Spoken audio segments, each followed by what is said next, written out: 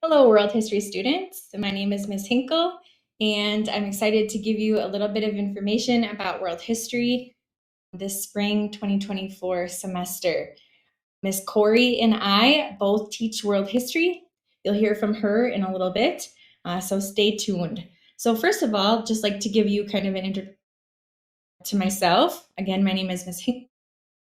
I teach a bunch of different things in the district here.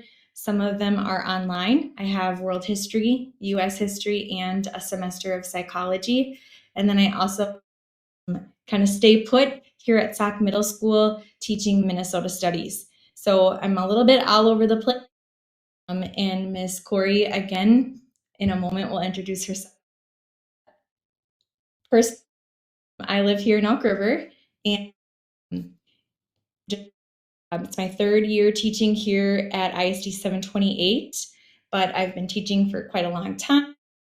I love hanging out with my family. I have 3 kids that go here in Elk River as well, and I love to go skiing and play volleyball and travel and read. And of course, I love learning about history. So again, Miss Corey will introduce herself in a moment. So this course, World History Online, this spring we're going to cover units 8 through 15. So as you can see here, we're going to go from an introduction to world history all the way to World War I and World War II at the end of the school year.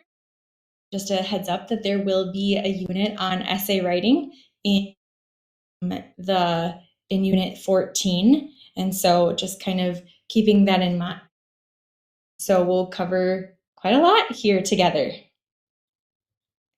can think of this as sort of from the 1500s to World War II, which is 1945. So the way that the course is organized is by units and lessons. So when you see the U and the L, that stands for unit and lesson. So for example, this Unit 3, Lesson 2, or U3, L2 is Unit 3, Lesson 2.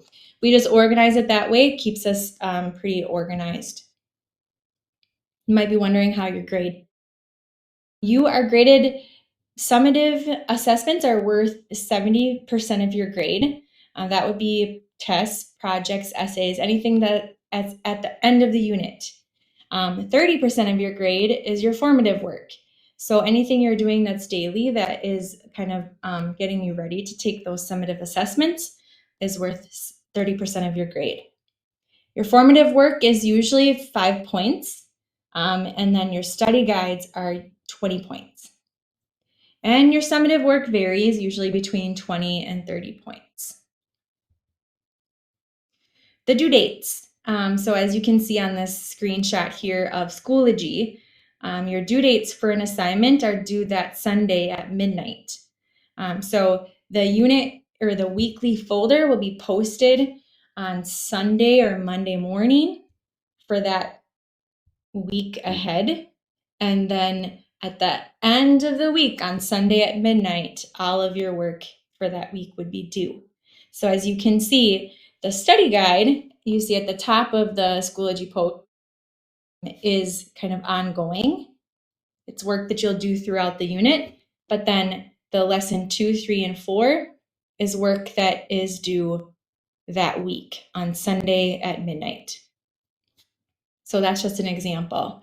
So you always will know that Sunday at midnight work is due, and that really does affect attendance and your grade. So we'll talk more about that going forward as well. So due dates for an assignment are due Sunday at midnight. Study guides are the first assignment in each unit assigned to you. So for example, the Unit 9 L1 is going to be the Unit 9 study guide. Study guides last up to 2 or 3 weeks or 4 weeks, depending on how long our unit is. And study guides are due the same day as the summative assessment, typically again on a Sunday at midnight. Study guides are meant for you to interact with throughout the unit so that you can kind of have a place to store and reflect on the pertinent information as you're learning through the unit. Attendance. Attendance is based on assignment completion. So we're an online class. We don't get to see you every day. So your work completion is how we know that you are learning what you're learning. We don't get those, thumbs up in class or the head nods, or we don't get to see you writing. So your work is the most important way that you can show us that you are here and with it and ready to learn. So you're going to need to complete all of your assignments for the current week in order to be marked as present. Okay, so for example, if you're working through week 1, here's week 1. You would need to complete unit or U9L2, the basics of the Renaissance, U9L3, art of the Renaissance, U9L4, Lutheran Reformation, and then U9L5, Henry VIII and Elizabeth I. Then, in order to be considered present for that week, that stuff would be needed to be submitted by Sunday, February 11th at midnight. Okay, so that's how that works. Well, what happens if you're sick or on vacation on a Tuesday through a Friday? If you're present in person on Monday, then you need to complete all assignments before Monday at midnight. But if you're going on vacation from a Monday to Friday or called out sick Monday through Friday, then you'd need to email your teacher to let them know you'll be on vacation or will be sick the whole week. So we'll do some verifying with counselors or admin, that kind of deal, and then we'll most likely mark you absent if we don't know otherwise. So make sure that you communicate with us in those circumstances. If you're marked absent, not good things will happen, not pleasant things will happen to you. We take attendance on Monday mornings, and it's on Monday mornings for the week prior. So keeping that in mind. So we look back and we say, okay, did so-and-so do all of the work from last week? If not, then they're absent. If yes, great, they were present. Okay. If it's a holiday on a Monday, we'll do it Tuesday. And then you'll get an email for your teacher to you, your parents, or your counselor. And then if their attendance becomes an issue, there's sort of kind of a chain that happens where we call home, maybe resulting in truancy. And then it's really a conversation of whether or not online learning is a best fit. So there's kind of a getting kicked out of the class scenario there where kids may need to go to their regular school and take the class in person. Sometimes kids will get busy with real school or work or activities, and they will forget about this class. But the newsflash is that this is real school. This is a class, and it's just as important as your in-person classes, and you need this class to graduate. So I, myself and Ms. Corey, expect that you set aside the time every single day to work through this work. And so if this is your 6-hour class, then you need to be setting aside that time every day to getting that stuff done.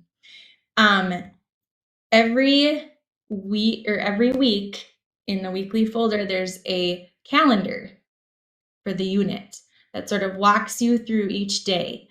And the students that pace themselves through each day as they work through the unit do the best at keeping up with the coursework. So do not hesitate to check that out and make sure that you're working through each day as you go and not waiting until Sunday to finish the work. That does not prove very effective for anyone. So here's where we switch. I'll let Ms. Corey take it from here. If you have any questions, always reach out. All right, thanks, Ms. Hinkle. All right, so a lot of you probably know me already. So I am Miss Corey. You'll see me a lot because I do a lot of the videos. So there's me. Oh my gosh, yay. There's my dog, Stella. You're going to hear her barking in the background a lot because she has the small dog syndrome. So she barks at everything that moves, and you will hear it because it's a very loud bark. So this is my third year of teaching overall. This is my second year at ISD 728 Online. My Bachelor of Arts I graduated with from the University of Minnesota is history, specifically ancient history. So Egypt is my jam. Unfortunately, we did Egypt back in semester one, um, so we don't get any more of it. But that's okay. There's some other cool things. I have my Master's of Education in Secondary Social Studies teaching. I have a minor in Spanish Studies. So anything that has to do with like Hispanic history is near and dear to my heart. Also, hobbies include fishing, gardening, canning, and admiring other people's pets. Well, I admire my own pet too, but I just love pets. I think they're so great. And my favorite subject to teach, of course, is ancient Egypt. So, here's a question: when do I work on this class? So, here's kind of the tricky thing about online classes. You're an independent worker for this. So, there's no teacher there to physically bug you to do your work. Mrs. Hinkle and I are not here to be like, hey, you doing your work? You doing your work? You're doing your work. We're not there to do it. You have to do it on your own. Okay? All of you have one period blocked out for this class in your schedule every single day. Okay. So there is not an excuse for not getting your work done because you have a period blocked out. So work during that period or find your own time. Okay. It doesn't matter to us as long as you get the work done. So when do I work? Suggestions: be consistent. Okay. Set aside daily time to do your classwork. So either set aside that period that you have blocked off in your day, or be like, okay, I'm going to work every day from 3 to 4 p.m. on world history. Okay. Also, another thing, put away your phone. It is such a huge distraction. People are like, oh, well, I kind of was scrolling through TikTok and I didn't get my videos done. And it's like, well, put away your phone. Okay. That's not an excuse. Also, time management. So not very, very rarely assignments take less than 15 minutes. Most assignments in this class take anywhere between 30 to 50 minutes. And you're probably thinking, like, that's a lot of work. Well, think of this: your period that you have blocked off every day for this class is about 52 minutes. So, really, it's not that much. All right, you're like, I need help. I don't understand. I'm just having a hard time. Contact us, okay? So many students are like, well, I had a question about it. That's why I didn't do it. It was like, well, but you got to let us know that you have a question. We're not there to see you physically in a classroom and with a confused face, like on your face, confusion on your face. There we go. Those are the words I'm looking for. You need to let us know if you need help, okay? Sign up for Google Meets. You can find that at the top of the Schoology page. I'll show you that in a few slides. Office hours, you can come on by. You can also email us, okay? So there's my email address too if you want it. Um, and Mrs. Hinkle has office hours Wednesday from 2 to 3 by appointment. Mine are Mondays from 12 to 1. Um, Yes, and then there's Mrs. Hinkle's email address too. Mrs. Hinkle student, you're more than welcome to come to my office hours as well. So, late work. Okay, late assignments can be turned in, but are subjected to having points deducted for lateness. Yeah, not fun. Late assignments will not be graded unless the student fills out their assigned teacher's late assignment form that's located at the top of the class's Schoology page. Okay, so here is a screenshot of Mrs. Hinkle's. It says like right here, click here for the form to turn in late work. Okay, I'll have something similar to that as well. So look for that if you turn in late work. If you do not fill out that form and you turn in late work, I will not grade it, and Mrs. Hinkle won't grade it either. So I know Mrs. Hinkle students, you've been doing this last semester. For my students, this will be new for this semester. So make sure you fill out that form. Okay? All right, I get the fun topics. Yeah. Plagiarism and AI. So, AI is new to this world. It can be helpful in some classroom settings when given permission, but I will tell you this right now. There will not be any need for AI in this course. None. Zero. Okay? Um, you will not use AI for this class. Okay? No excuses, no buts. It's just not going to happen.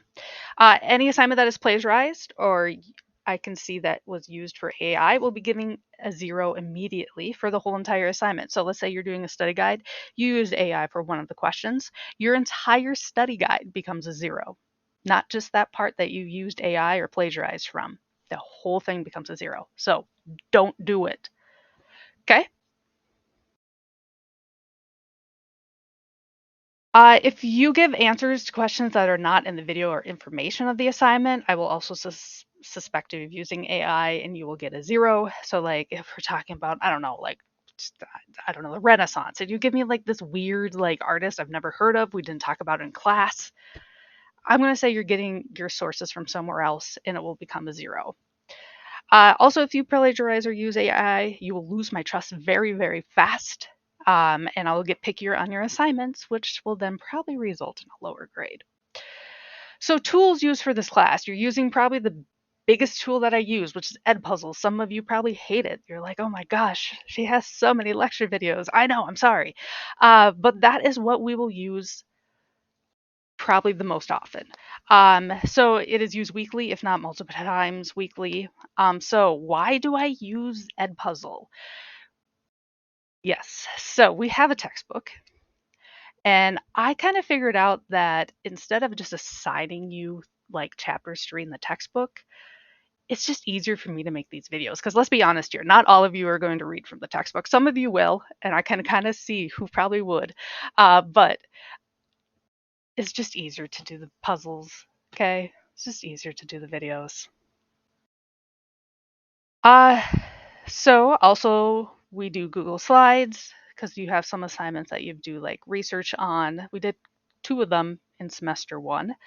Schoology, that is the home base for all assignments and announcements. You need to be checking Schoology every day, like every school day, at least once a day, if not twice or even more. That's where all of your assignments are going to be on, is Schoology. So tips for Edpuzzle. When watching Edpuzzles, make sure that you're signed into your ISD 728 account. If you're not, then I don't see that you're watching these videos and you get a 0. And then you get an absence, which is not fun. Make sure that your ad blocker is turned off as well when you watch Edpuzzle videos. That's that little like stop sign hand at the top of your Google Chrome page. Questions will pop up on the side of your Edpuzzle video and pause the video for you to answer. If these do not occur, you need to turn off your ad blocker. For you to get any points, you must watch the Edpuzzle all the way to the very end. Typically, there's like a little thing that says submit or like you're done, something on that line. That kind of indicates that you watched it all the way through.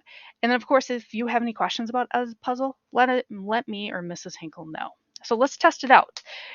If this video does not stop for you, like in 3 seconds from now, your Edpuzzle isn't working and you need to turn off your ad blocker. All right. So if the video just stopped for you and you had to answer the question, if you were a high school teacher, what subject would you teach and why? Then Edpuzzle is working for you. See? Pretty nifty. All right. Again, make sure you watch Edpuzzle all the way to the end. And if you don't, again, you won't get the points for the video, which means no score, which means that you are counted absent for that entire week. That's not a fun time. Those of you who have had that happen before, you know it's not a fun time. All right, so some Edpuzzle lingo. So when watching lecture videos, words in red text are vocab words you need to write down in your study guide. Words or sentences, typically they're questions that are in blue text, are questions that I want you to answer directly on the Edpuzzle. So the Edpuzzle will pause, the little question will pop up, you'll answer it directly on the Edpuzzle. Okay? All right, so you might ask yourself, I did the Edpuzzle. Why is there a 0 in the Schoology gradebook? That's a good question. So a 0 just means that you completed the Edpuzzle and now I just need to go in and grade it. So I individually grade all the ed puzzles, and so does Mrs. Hinkle, and all of your answers. Okay. So give me at least 48 hours to give you a grade for that ed puzzle. After 48 hours, if it's still a 0, then you can email your teacher and complain that it's still a 0. That's totally fine. So that's all. That 0 is just kind of like a placeholder saying that you finished it, and now I, the teacher, need to go in and grade it. So for summative assessments, there are something called test corrections. So students will have the choice of doing test corrections. It varies on what it looks like summative to summative, but essentially students will be allowed to gain back half the points that they initially missed. There are no redos for formative assessments, which are like the daily assignments. So you just get the score that you get. So quick check, answer this in the ed puzzle. What is the best way to contact your teacher?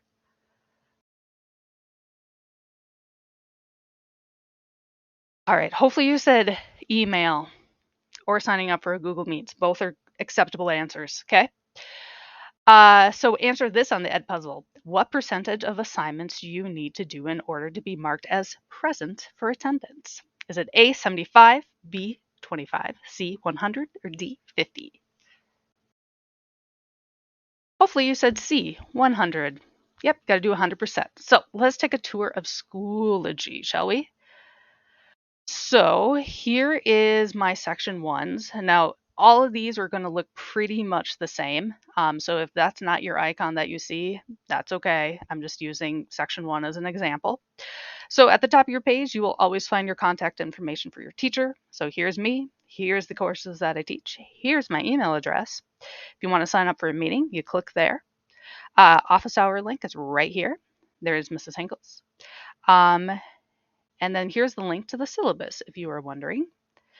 I also have this calendar that we change every single week of what you need to get done. So you can see for this week, you can see what you need to get done for Unit 8. Pretty cool. And then I also have when it is due. Yep, usually Sundays at midnight. Here's just some parent garden resources if your parents or gardens have any questions or questions how to access things. And then we have the course unit folders. So if you click on the folder, so I'm going to click on Unit 9 because that's what we're going to start next week. You will first see that I have a calendar. This calendar is what we're going to do every day. So for example, Monday, February 5th, we're doing the U9L1 Unit 9 study guide. Do note that the study guide is not due until the end of the unit. And then you can see all the other assignments that we have for the whole unit. Now, I have like U9L2 on Tuesday, U9L3 on Wednesday. I open up the whole week's folder. So you can do everything in the folder in just one day if you wanted to. But again, I suggest pacing yourself. It's a lot easier that way. But if you want to work ahead, feel free to. You totally can do that. And then on Sundays or Monday mornings is when we will publish the next week's folder. You can also see here highlighted, we have the due dates to assignments. And then you will see down here, we have week 1 and week 2 folders. So I'm going to click on week 1. This is what every single sections is going to look like. Let's move myself out of the way. Up here is just kind of a reminder of what you should be doing every day. Okay, and when things are due or highlighted. Here I have a direction video. This is always a video of me explaining what you need to do for the week. Okay. And then you have your assignments right here.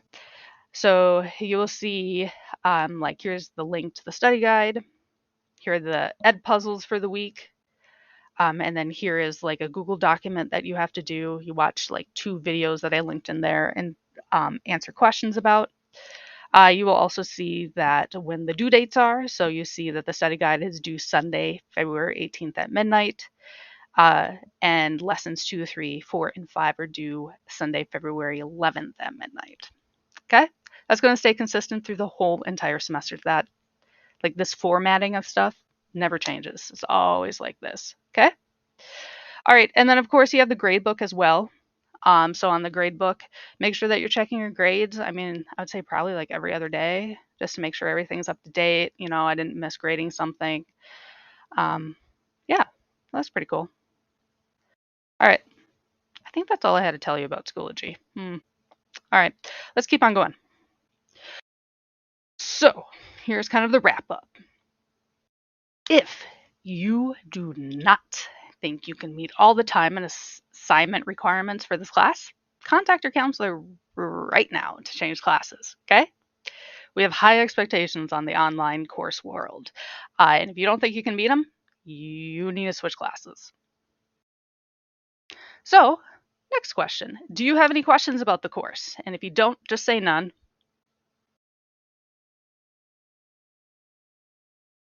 All right, so next up, you're going to do U8L2, how to do ACAPS. And of course, if you have questions, comments, anything, email your teacher. We're here to help you. Don't forget that. All right, thanks for watching. See ya.